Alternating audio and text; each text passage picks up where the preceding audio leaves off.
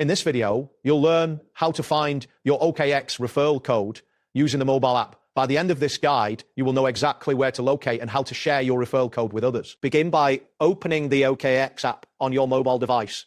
Make sure you have a stable internet connection to avoid any delays or loading issues during this process. Once the app is open, look for the profile or me icon located at the top left corner of the screen. Tapping this icon will take you to your account settings and personal information. After tapping profile or me, you will see various options related to your account. Find and tap on invite or referral. This section is specifically designed for sharing your referral information. In the invite or referral section, your unique referral code or link will be displayed prominently. This is the code you can share with your friends to invite them to join OKX. To share your referral code, tap the option to copy it to your clipboard.